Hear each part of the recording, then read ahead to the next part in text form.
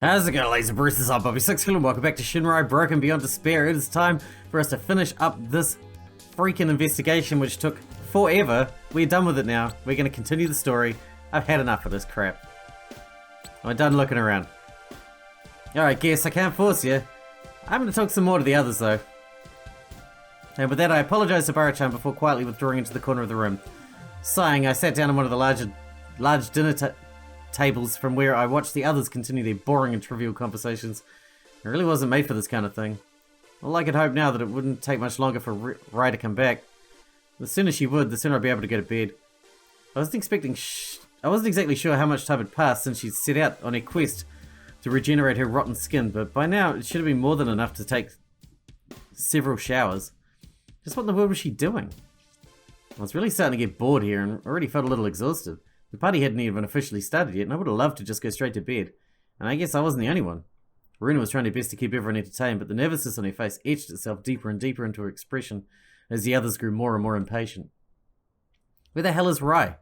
Some party this is. I'm getting bored here, and I can only eat so many snacks before I feel like throwing up. My apologies, Shirataki-san. I don't know what's taking her so long. Well, if she doesn't show up soon, I'm going to my room. But please, it can't be much longer. I think I'll just go look for Raikun. She's honestly taking a little too long.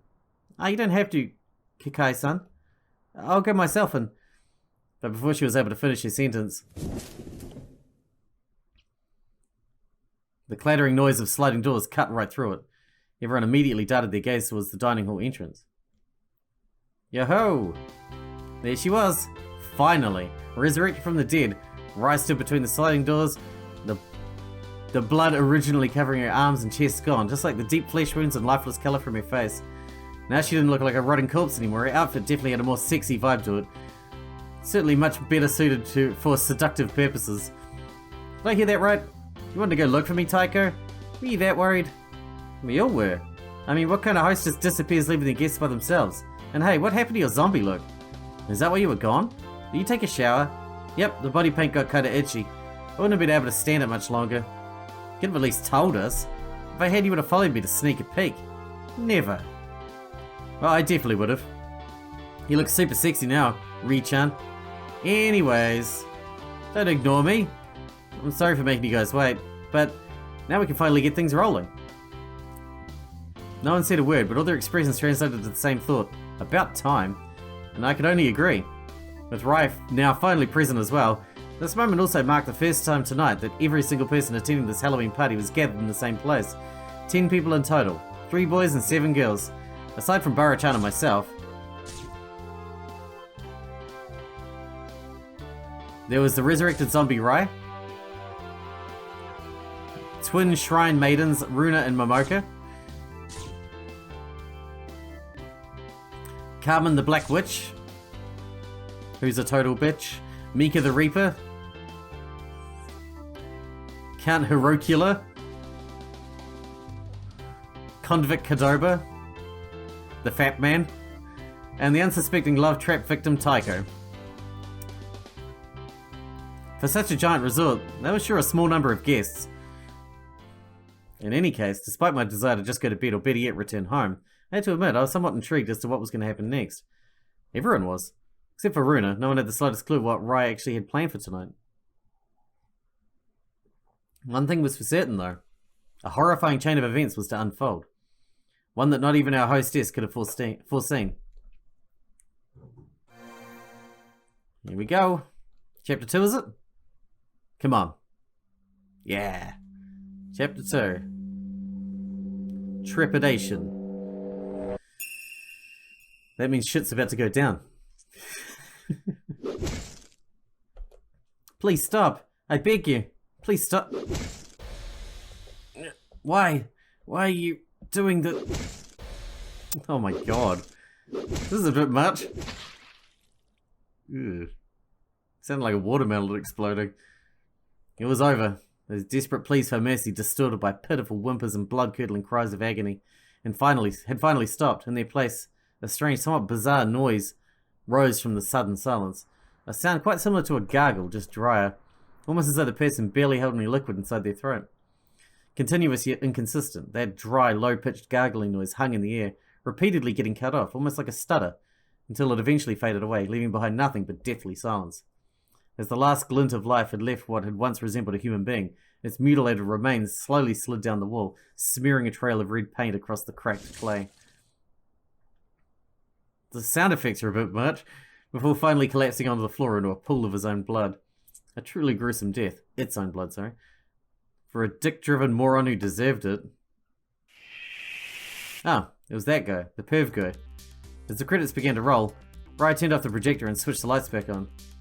Where only a few seconds ago, a guy had been beaten to death with a baseball bat, there was now nothing but an empty white wall. Thank God it was over. What a terrible movie.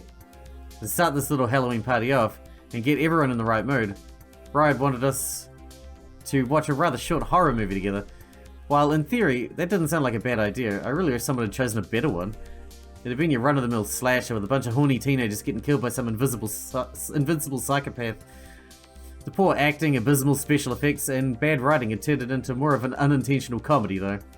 Needless to say, I hadn't been scared in the slightest. However, holy crap, that was the scariest and goriest movie ever. The way that one guy got his eyes gouged out with a toothpick was just messed up, man. Messed up. My eyes are still twitching.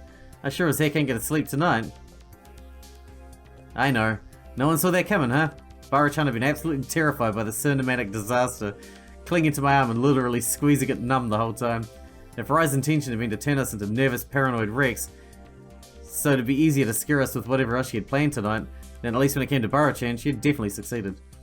Although to my surprise, she wasn't the only one the movie had taken quite a toll on. Of course, Hiro hadn't been impressed at all. On the contrary, he'd even been laughing throughout most of the movie, poking fun at the bad effects and stupid protagonists. His precious Peach, on the other hand, had accompanied the movie score with terrified whimpers and occasional shrieks from start to finish. She actually looked rather pale now. Carmen and Runa's faces looked quite colourless. In order to give themselves the courage to keep on watching, they'd been sitting shoulder to shoulder holding hands and even hugging during the especially gory parts. And every now and then, they'd also joined into the shrieking choir. As for Rai and Taiko, neither of them had paid too much attention to the movie. I guess Taiko had wanted to, but Rai wouldn't let him.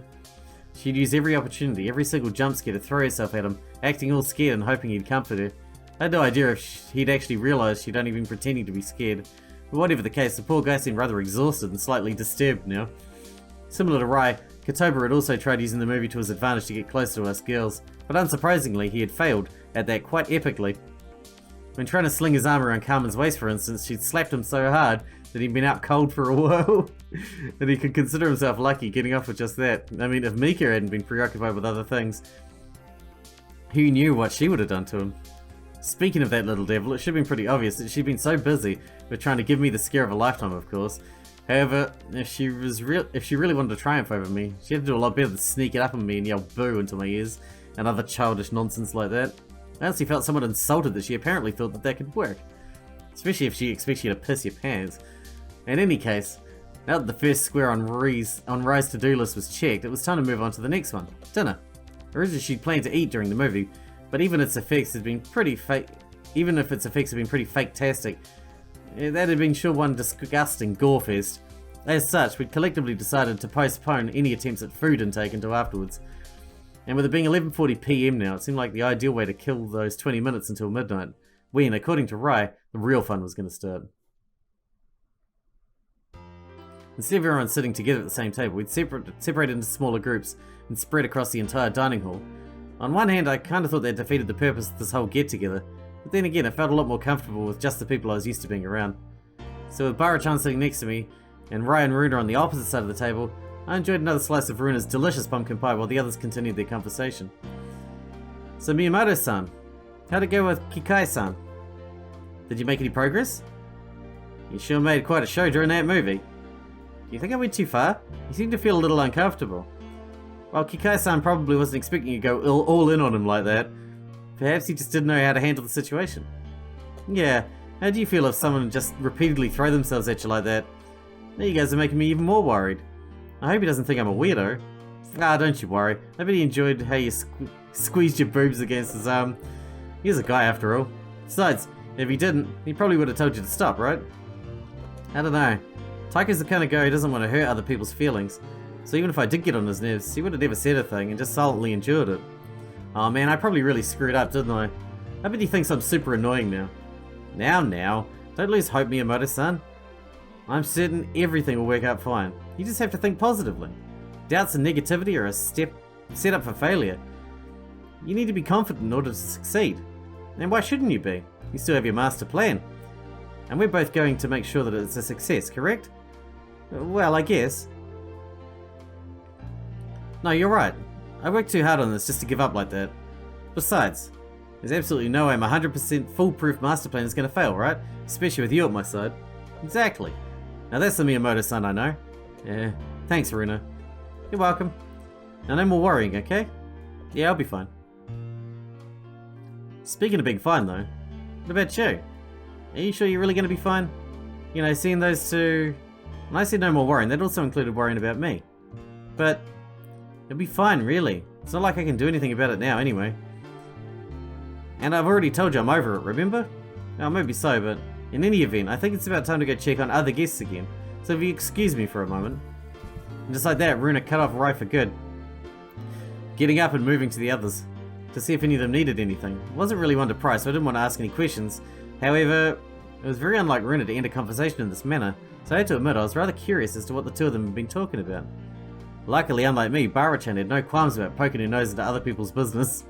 What the heck was that about? Which two were you talking about? And why wouldn't Runa be fine seeing them? Well, don't tell anyone about this, but I was talking about Momoka and Hiro. Oh? I originally wasn't planning on inviting them. What? Why not? Because you see, Runa actually has feelings for Hiro. What? I didn't even know. Hey, keep it down, will you? Oh, sorry. Anyway, I was worried if Runa would be alright seeing the two of them together like that. You know, kissing and hugging all the time. So I originally didn't want to invite them. But Runa insisted I should. They're our friends after all. I see. She keeps telling me she's over it and that it doesn't bother her anymore, but I know her better than anyone, so I can tell it isn't entirely true. It really sucks. Poor Runa. Love sure can be a bitch. Although personally I'd say it's for the better this way. Hiro can be a little, you know. Hey, Ri. Well, speak of the devil. Hey, it's Princess Hiro. Let me guess, you found something else to complain about, you nitpickiness. What is it this time? The dinner plate's not your favourite colour? You really suck, you know that, right? Hey now, if anyone here sucks, it's you, bloodsucker. Just crawl back into your coffin before I ram a stake through your chest. Very funny. Those lame vampire jokes, the best you can do. I'm disappointed. But what else should I expect from a host who doesn't even manage to unlock the toilets for her guests? Huh? What are you talking about? Do I have to spell it out? I need to take a piss, but the toilet's locked. It is? I could have sworn I unlocked it. Did I accidentally lock it again? Wrinkling her forehead in confusion, Rai reached into her pockets and took out a small set of silver keys. Highlighting one of them, she handed it over the set to Hiro. This one right here. Leave the door open, okay? And Hiro was actually planning on locking it again to prevent anyone else from relieving themselves. You're quite the comedian yourself, aren't you?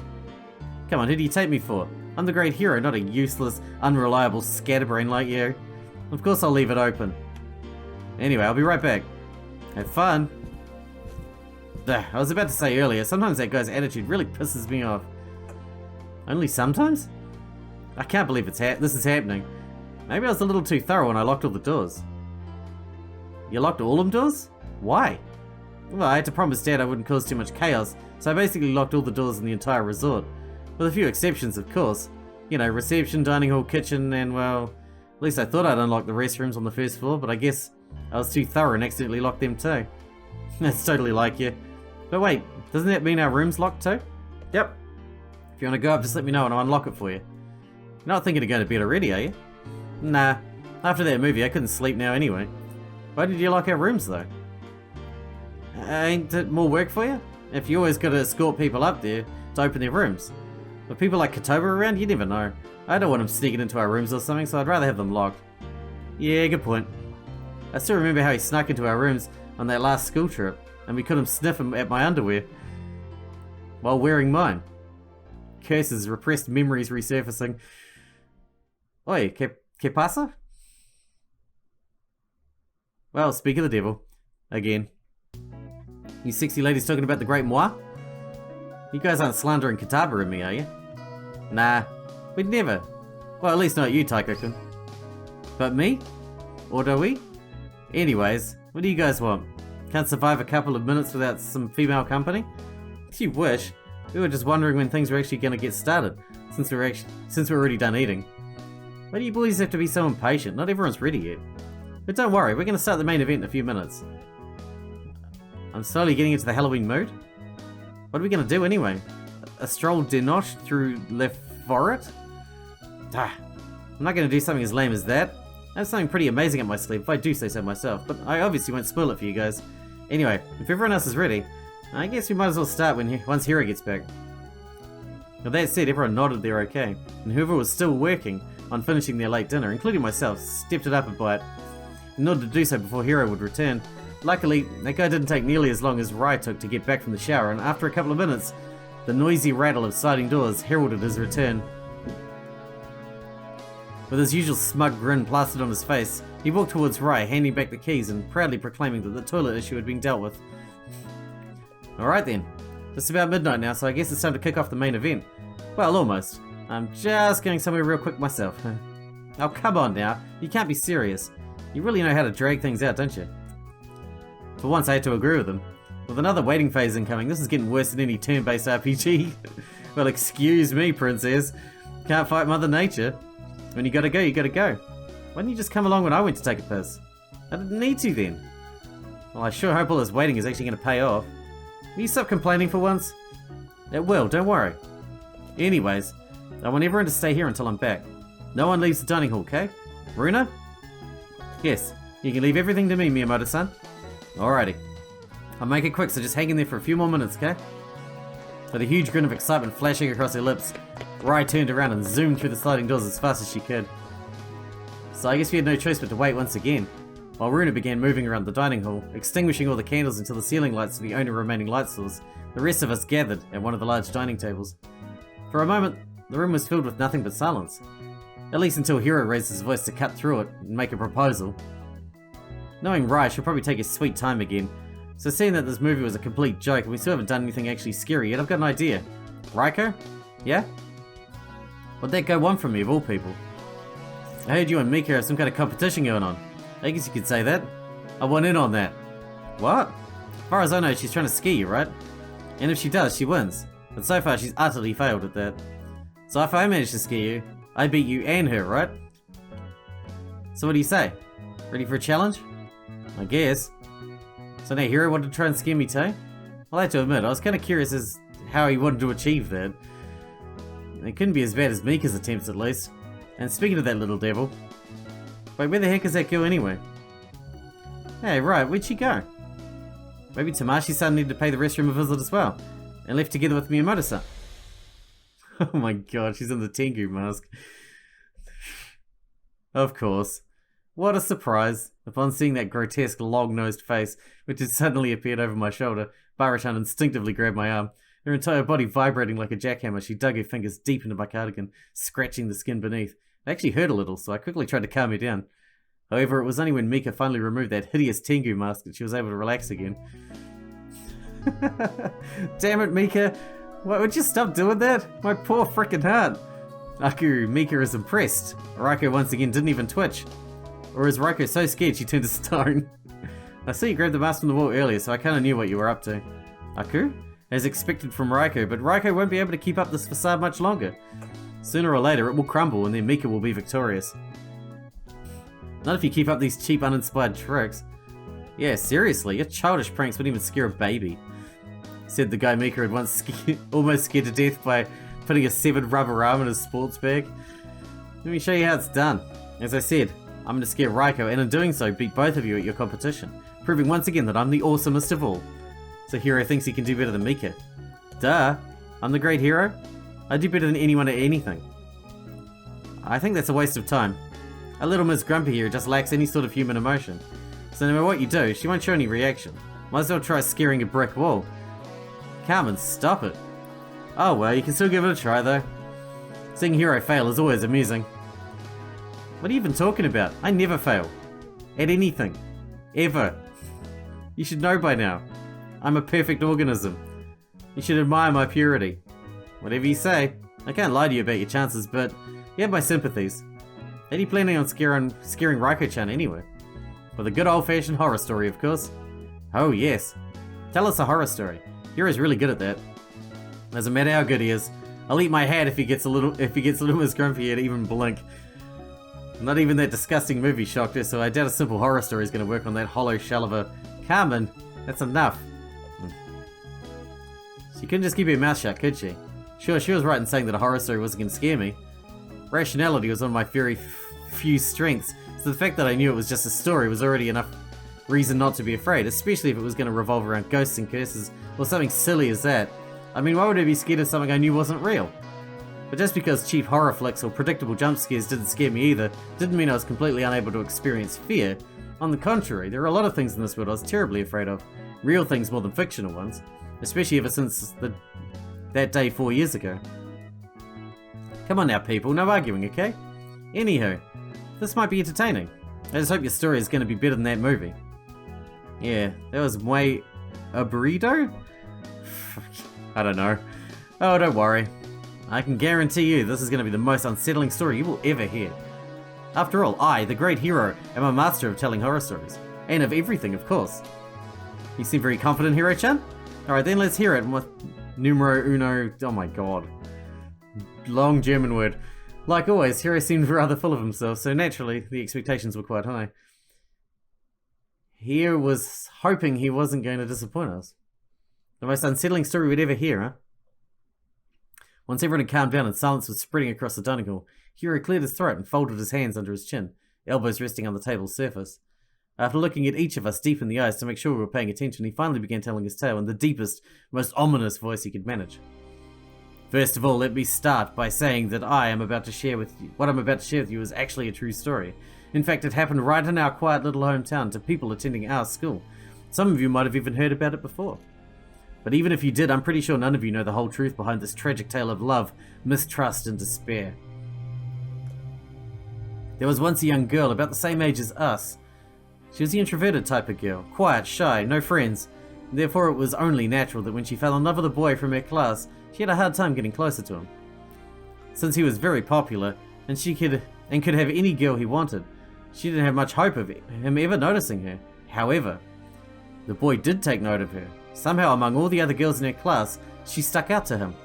She obviously couldn't believe it when he confessed his feelings to her, but of course, she had no reason to refuse his proposal, and so, before long, the two of them became a couple. With him at her side, the girl was so happier than she'd ever been in her life. She enjoyed spending time with him, and did so whenever she could. Unfortunately, there was something that soon began to take away from her happiness. Something that worried her so much that it caused her countless nights without sleep. Even though they were together now, that didn't stop other girls from trying to conquer this boy's heart. Girls more intelligent, skilled, and beautiful than she could ever hope to be. And so she became increasingly frightened that those girls would take him away from her. With every passing day, her fear of losing him to someone else grew stronger. Just seeing him talk to or merely greet any of the female classmates made her incredibly nervous, and soon that nervousness transformed into something else. Why was he greeting that one girl every morning? Why was he smiling at that other one whenever their gazes meet? As her heart was gradually consumed by envy, she began to read too much into every little action her boyfriend took. What if he liked any of those girls more than her? What if he was already cheating on her? What was she supposed to do then? After all, she couldn't imagine living without him anymore. All these insecurities drove her crazy, and so she had to make sure. She had to make sure he wasn't cheating on her. What the girl didn't realize, however, was that the boy truly loved her. He loved her so much, in fact, that he was already thinking of marrying her one day. So ironically, it wasn't the boy's fault, but the girl's paranoia, which started to ruin their relationship. In order to prevent him from falling for someone else, she demanded that he never talk to any other girl ever again. But that wasn't enough. She also wanted him to stop meeting his friends, as she became scared that they could take him away from her as well. And to make sure he wouldn't break those promises and cheat on her, she went as far as checking his phone, his mail, or sometimes even secretly following him, observing him from the shadows. In short, she tried to constantly keep tabs on him. At first, the boy didn't mind too much. He thought it was just a phase, and that after a while, she would realize he wasn't interested in anyone but her. To prove that, he was even fine with going along with almost all of her demands. However, it didn't get better. On the contrary, it got worse and worse, until one day, the boy couldn't take his girlfriend's obsessive behavior anymore, so he went to meet her one final time, in order to break up with her. Upon hearing the shocking news, the girl fell into a deep spiral of sadness and despair. That which she dreaded most had finally turned into a reality. No amount of begging seemed to change his mind, and when she finally realized that it was truly over, She made a decision. One day she went to the boy's home and rang his doorbell.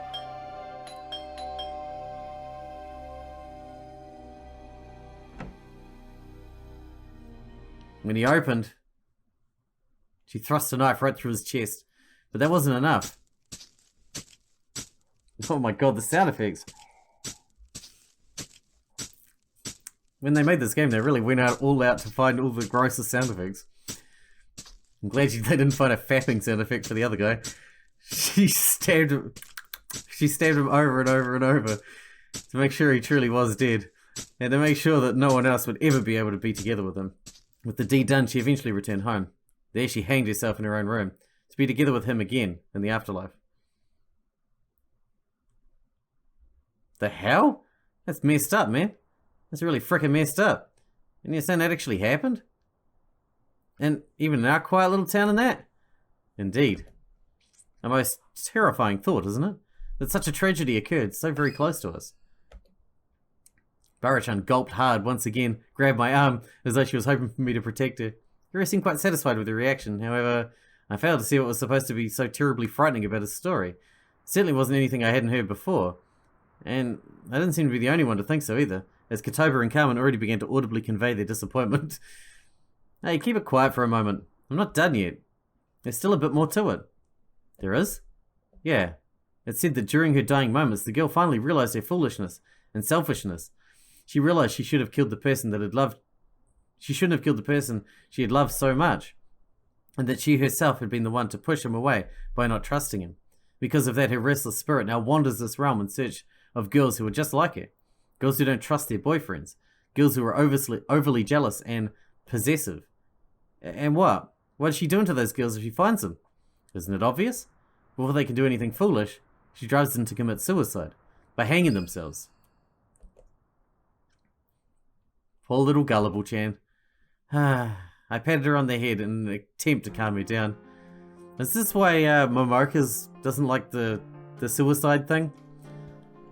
Barachan, it's just a silly story. But, no buts. Ghosts don't exist. And even if the story was true, you'd have nothing to fear. Really?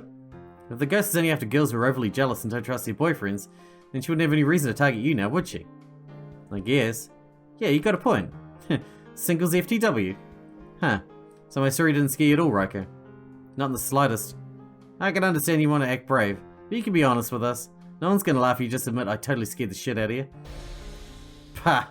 No way Raiko would be scared by such a lame story. It wasn't scary at all. Mika is really disappointed. Hiro will never be able to scare Raiko with such cheap, uninspired tricks. How come those words sound so strikingly familiar? Because she said that to you. Yeah, Mika's right. That story was awfully disappointing. Nothing I ever heard before. After all that big talk, that's really all you got? Yeah, seriously, Abigo. That story was I don't know. Even my grandma's childhood tales are more terrifying than that load of horse shit. You're just acting tough because you don't want to admit I scared you shitless. I'm terribly sorry to say this, Shirataki-san, but I also didn't think that story was very scary. It's because it wasn't. Seriously, Hiro. I wanted to see you fail, but this is just plain pathetic. I thought it was scary. Don't listen to the others. Your story was great. I'm really terrified of the girl's ghost now. Obviously, you're the one with the most reason to, after all. Huh? Probably because you're the only one around here with a boyfriend. Oh, yeah, I guess. Not just because of that. What? What do you mean by that, Hiro? Never mind. Oh dear. For a moment, Mocha seemed rather puzzled by her boyfriend's words, but then it began to dawn on her. Hey, wait a sec. What are you trying to imply here? Imply? I'm not implying anything. Clenching her fists, Momoka suddenly shot up to her feet. With anger burning in her eyes, she suddenly glared down at him, waiting for an explanation. Hiro remained silent, however, which obviously didn't help defuse the situation. Hiro, answer me. Hiro! He didn't say a word. He didn't even look at her.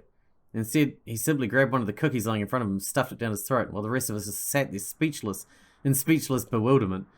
Just what the heck is going on? A couple of minutes ago, everyone had been enjoying themselves, but now, the atmosphere had become unbearably tense.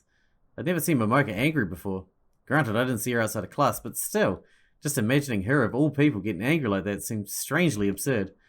This whole scenario seemed kind of surreal. I'm the one with the most reason to be afraid of that ghost? And not just because I'm the only one with a boyfriend here? That's what you said, right? So in other words, you're implying that there are more parallels between me and the girl from your story, aren't you? I don't know. Am I?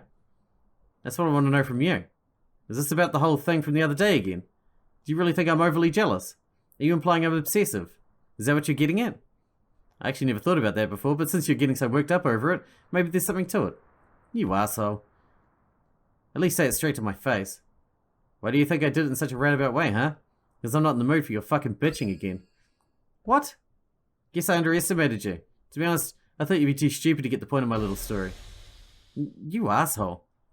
Is that all you got? You're repeating yourself, my sweetheart. Why you... Okay, that's enough.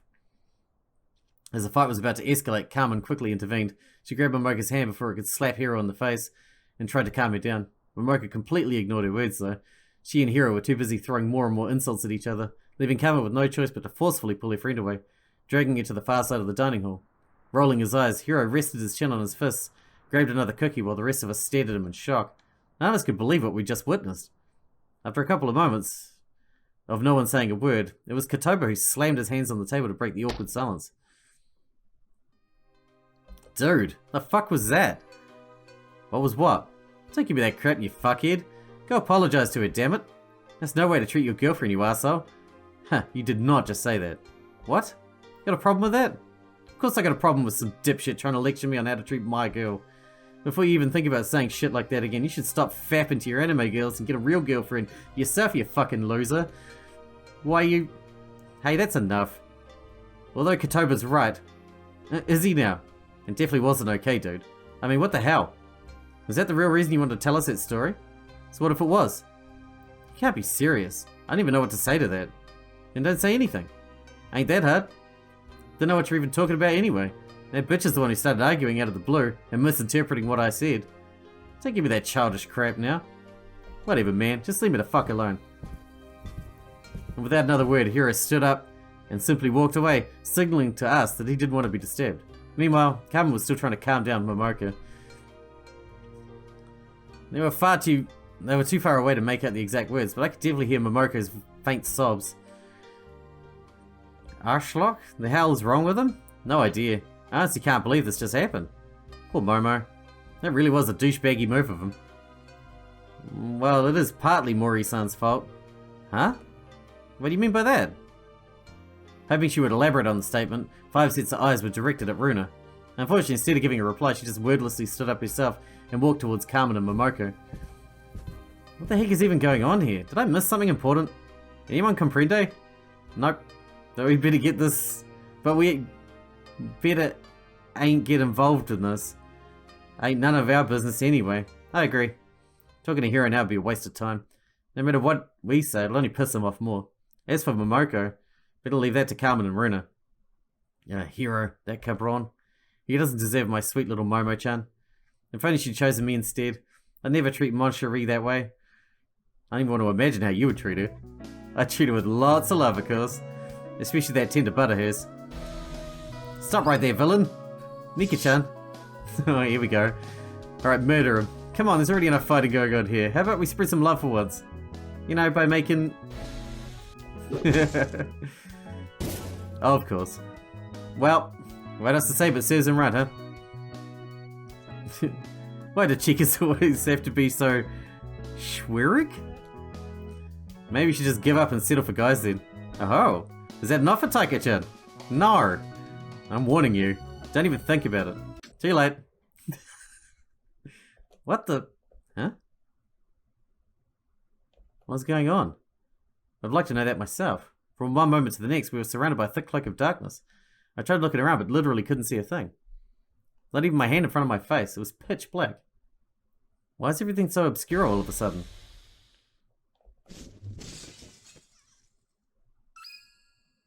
Kotoba? What the hell happened? Where are you? Taika kept calling out for his friend a few more times, but he didn't get a reply.